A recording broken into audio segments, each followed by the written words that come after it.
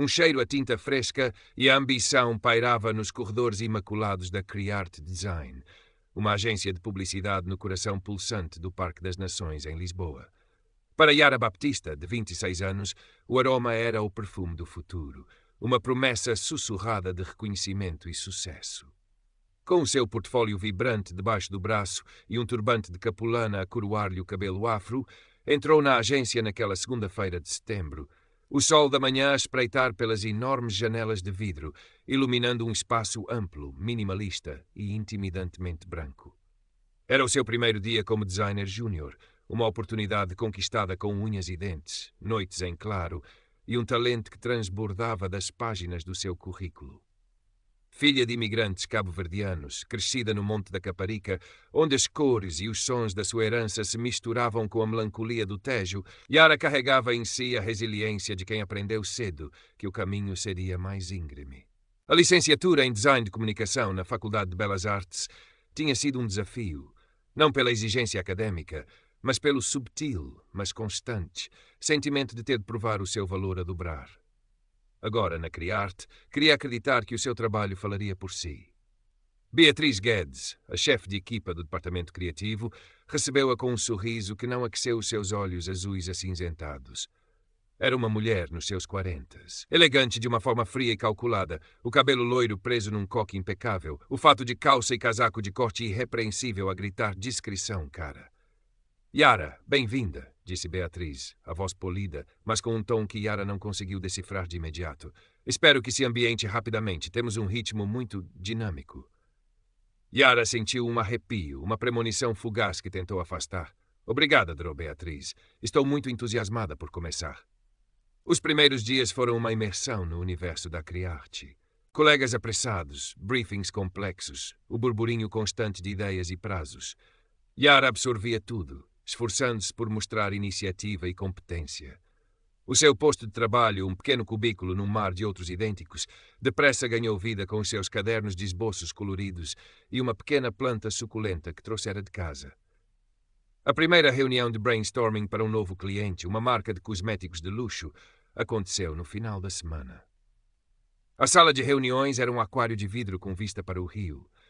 Yara, nervosa mas preparada, tinha passado a noite anterior a pesquisar e a delinear alguns conceitos. Quando chegou a sua vez de falar, apresentou, com uma timidez que lutava por esconder, uma ideia para uma campanha digital focada na diversidade de tons de pele, inspirada nas texturas e cores da terra.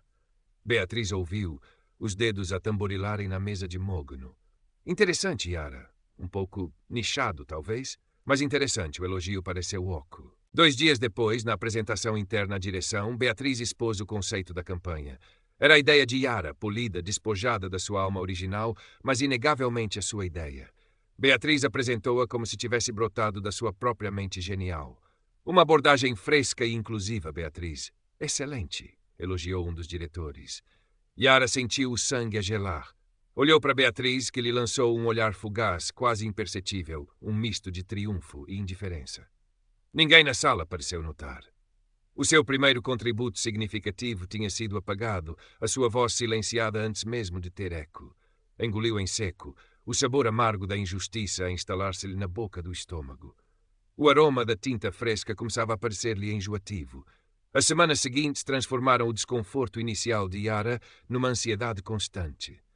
Beatriz Guedes parecia ter encontrado nela um alvo para as suas subtis, mas corrosivas, formas de menosprezo. Nunca era uma crítica direta ao seu trabalho que Yara pudesse contestar com argumentos técnicos. Eram comentários disfarçados, insinuações, um constante minar da sua confiança. Yara, querida, esse seu penteado, não acha que para uma reunião com o cliente X seria mais apropriado algo, digamos, mais clássico?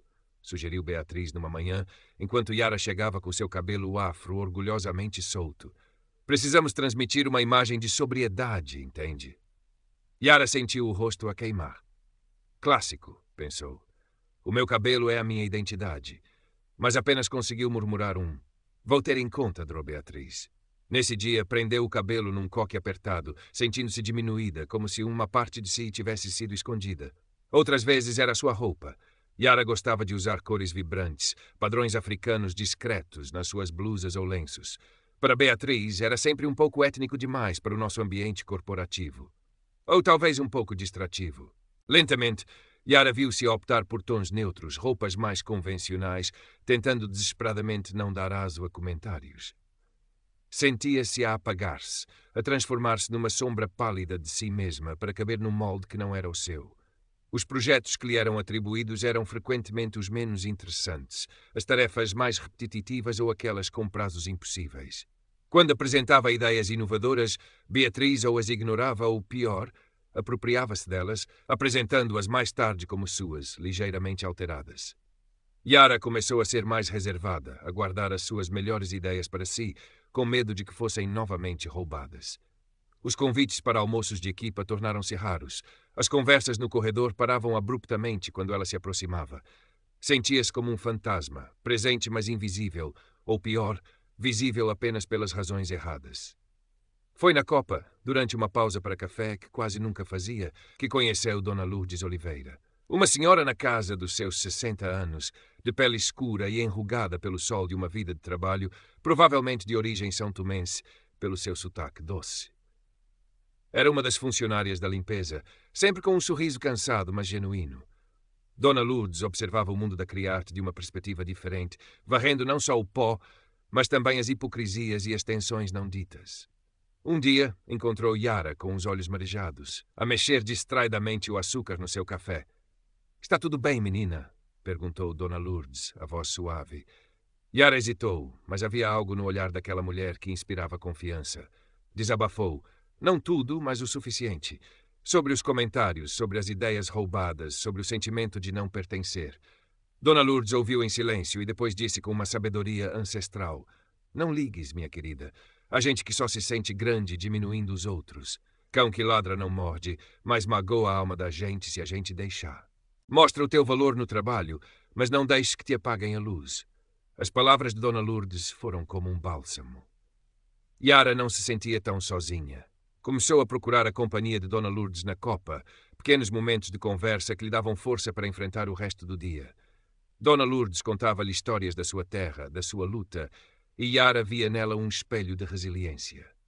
Tiago Mendes, um designer gráfico na casa dos 30, colega de cubículo de Yara, era uma testemunha silenciosa de muito do que se passava. Era um tipo decente, talentoso, mas avesso a conflitos. Via os olhares de Beatriz, ouvia os comentários disfarçados, notava a forma como Yara era por vezes marginalizada. Sentia um desconforto crescente, uma pontada de culpa por não dizer nada, mas o medo de represálias ou de se tornar ele próprio um alvo falava mais alto. Limitava-se a oferecer a Yara um sorriso simpático quando seus olhares se cruzavam, ou a partilhar um resmungo sobre os prazos apertados, evitando tocar no elefante na sala. Yara percebia a sua hesitação e não o pressionava, mas a sua neutralidade por vezes doía quase tanto como a hostilidade de Beatriz. Um dia surgiu um projeto urgente para uma pequena ONG que apoiava crianças carenciadas nos bairros periféricos de Lisboa. Era um trabalho pro bono, de baixo orçamento que a maioria dos designers seniores evitou. Beatriz delegou a Yara, quase como uma tarefa menor para manter ocupada. Aqui tens, Yara, algo mais comunitário. Talvez te sintas mais à vontade, disse Beatriz, com um sorriso que não enganava ninguém. Para Yara, no entanto, o projeto foi uma lufada de ar fresco. Mergulhou nele com paixão, visitou o bairro, falou com as crianças, com os voluntários. As suas raízes no Monte da Caparica deram-lhe uma sensibilidade especial para entender as necessidades da ONG. Criou uma identidade visual simples, mas poderosa e cheia de alma, usando cores vibrantes e ilustrações inspiradas nos desenhos das próprias crianças. Quando apresentou o resultado final à equipa, houve um silêncio invulgar. Até Beatriz pareceu momentaneamente surpreendida pela qualidade e pelo impacto do trabalho. O cliente da ONG ficou encantado. Pela primeira vez em meses, Yara sentiu um brilho de orgulho, uma validação do seu talento que ninguém lhe podia roubar. Beatriz, contudo, limitou-se a um mas. Está aceitável, Yara, para um projeto desta natureza, claro. Mas Yara viu uma sombra de irritação nos seus olhos. Aquele pequeno sucesso parecia ter incomodado a sua supervisora mais do que qualquer falha. Este episódio, no entanto, não mudou a dinâmica geral. Beatriz continuou a sua campanha de desgaste. Começou a espalhar subtis rumores sobre a falta de profissionalismo de Yara ou a sua dificuldade em adaptar-se à cultura da empresa. Quando Yara cometia o mais pequeno erro, era amplificado. Quando acertava, o seu trabalho era minimizado ou ignorado. Yara começou a documentar tudo, a guardar e-mails, a anotar datas e comentários. Não sabia bem porquê ou o que faria com aquilo, mas sentia que precisava de ter alguma prova, alguma defesa contra aquela névoa de hostilidade. O estresse começou a afetar a sua saúde. Noites mal dormidas, dores de cabeça constantes, uma sensação de aperto no peito sempre que se aproximava do escritório. O sonho da Criarte estava a transformar-se num pesadelo. Aguenta, Yara, não deixes que ela te veja fraquejar, repetia para si mesma, mas a armadura estava a ficar pesada. Começou a pensar seriamente em desistir, em procurar outro emprego, mesmo que isso significasse um retrocesso na carreira. A ideia de voltar à estaca zero era desoladora, mas a perspectiva de continuar naquele ambiente tóxico era ainda pior. Foi numa dessas tardes cinzentas, enquanto revia pela 10ª vez um layout que Beatriz tinha criticado sem fundamento, que o diretor criativo principal, o Dr. Almeirante, um homem geralmente distante e focado nos grandes clientes, passou pelo seu cubículo. Ele parou, observando o trabalho de Yara para a ONG, que estava exposto num pequeno painel. Este trabalho para a Crescer Unido. Fui eu que aprovei a vossa proposta para os prémios de design social. Tem muita força, Yara. Parabéns, disse ele com um aceno de cabeça antes de continuar o seu caminho. Yara ficou paralisada. Beatriz nunca lhe tinha dito que o projeto tinha sido submetido a prémios. Uma pequena chama de indignação e, estranhamente, de esperança acendeu-se dentro dela. Talvez, apenas talvez, o seu trabalho pudesse falar mais alto do que as insinuações de Beatriz. A aproximação da data de entrega do projeto para a Luxia Eterna, a marca de cosméticos de luxo, aumentou a tensão na equipa a níveis quase insuportáveis. Era o maior cliente da agência e todas as expectativas estavam em Beatriz Guedes para apresentar uma campanha espetacular. Beatriz, por sua vez, parecia canalizar toda a sua ansiedade e pressão para Yara. Sobrecargou-a com tarefas secundárias, mas urgentes, de outros projetos, garantindo que Yara tivesse pouco tempo para se dedicar à Luxia Eterna. Pedia-lhe pesquisas infindáveis que depois descartava como inúteis. Quando Yara tentava apresentar os seus próprios conceitos para a campanha, e ela tinha ideias que borbulhavam no seu caderno de esboços à noite, Beatriz ou não tinha tempo para as ouvir ou desvalorizava-as imediatamente. Yara, querida, isto é a alta costura da publicidade. Requer um certo toque. Talvez devesses concentrar-te em garantir que todas as apresentações de PowerPoint estão impecáveis, disse Beatriz, com paternalismo que faria mais do que um insulto direto. Yara sentia-se a afogar. O prazo final estava a uma semana de distância. Ela sabia que tinha valor a acrescentar, uma perspectiva única que podia enriquecer a campanha, mas todas as portas pareciam fechar-se. O projeto da ONG tinha sido um vislumbre, mas a realidade da Criarte, sob a alçada de Beatriz, era esmagadora. Uma noite, ficou até tarde no escritório, o néon a zumbir sobre a sua cabeça, o silêncio apenas quebrado pelo clique do seu rato. Estava a tentar refinar uma das suas ideias para a Luxia Eterna, uma abordagem que jogava com a luz e a sombra para realçar a beleza intemporal, algo que ia para além dos clichês habituais da indústria. Sentia que era forte, original.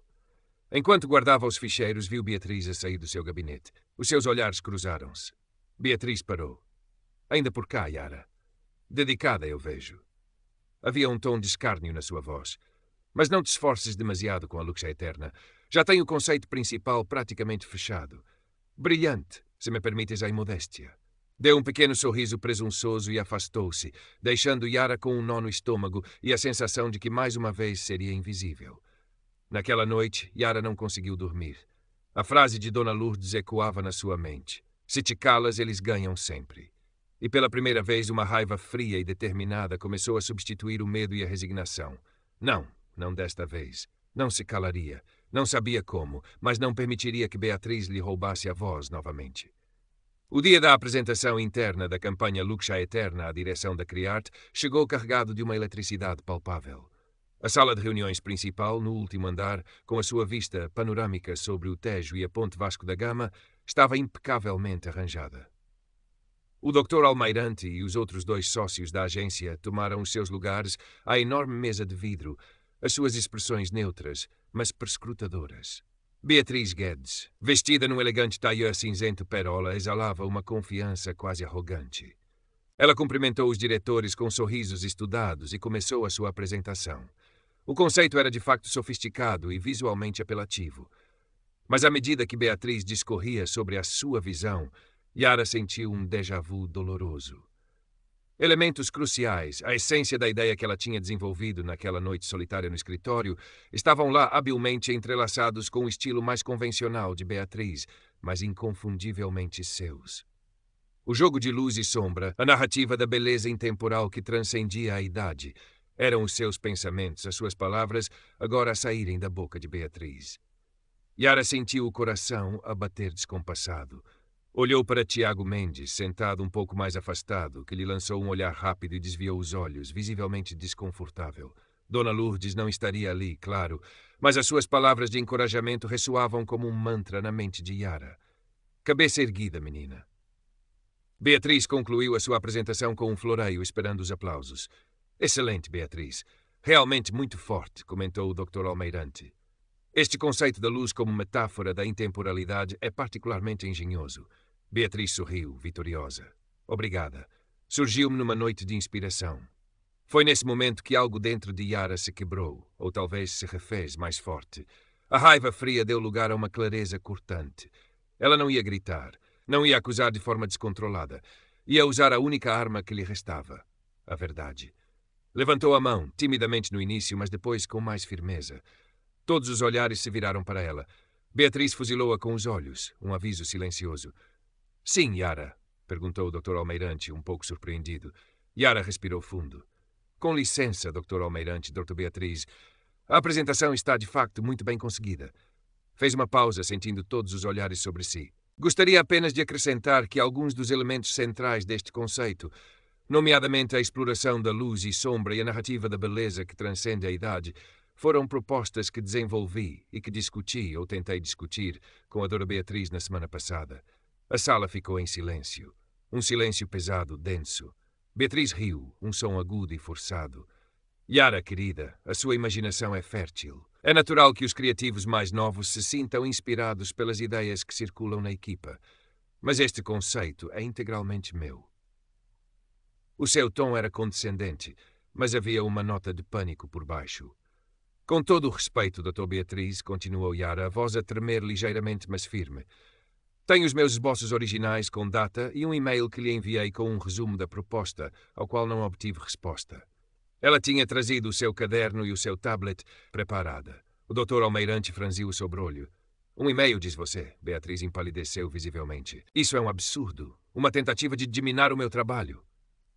Eu não pretendo minar o trabalho de ninguém, respondeu Yara, olhando diretamente para Beatriz. Apenas pretendo que a minha contribuição seja reconhecida. Trabalhei arduamente nesta proposta, mesmo com as dificuldades. A tensão era quase insuportável. Os outros diretores trocavam olhares desconfortáveis. Foi então que Tiago Mendes, que até então parecera querer fundir-se com a cadeira, pigarreou. Todos se viraram para ele. Com licença, disse Tiago, a voz baixa, mas clara. Eu lembro-me de ter visto alguns dos esboços da Yara sobre a temática da luz e sombra há uns dias. Ela comentou comigo que estava a explorar essa ideia para a Luxa Eterna. O queixo de Beatriz caiu. Fuzilou Tiago com um olhar assassino, mas ele sustentou-lhe o olhar, embora com dificuldade. O Dr. Almeirante olhou de Yara para Beatriz e depois para Tiago. O seu rosto era uma máscara impenetrável. Bem, disse ele, finalmente quebrando o silêncio. Isto é inesperado. Beatriz, Yara, Tiago, agradeço a vossa presença. Vamos fazer uma pequena pausa. Gostaria de falar consigo, Beatriz, e depois consigo, Yara, individualmente. E Tiago, se puder aguardar também. A reunião foi suspensa. Yara sentiu as pernas a tremer enquanto se levantou. Tinha feito, tinha falado. Não sabia o que aconteceria a seguir, mas uma parte dela sentia-se incrivelmente leve. Tinha recuperado a sua voz. As conversas individuais com a direção foram longas e tensas. Yara apresentou os seus esboços, o e-mail enviado a Beatriz. Foi profissional, factual, evitando acusações emocionais. Beatriz soube mais tarde e tentou desacreditar Yara, falando da sua inexperiência e tendência para fantasiar. Tiago, quando chamado, confirmou calmamente o que tinha visto. No final do dia, o Dr. Almeirante chamou Yara ao seu gabinete. Yara, começou ele, o tom sério. Agradeço a sua honestidade e a forma profissional como lidou com uma situação claramente difícil. Analisámos o material que apresentou. É evidente que houve, no mínimo, uma apropriação indevida de ideias. Yara prendeu a respiração.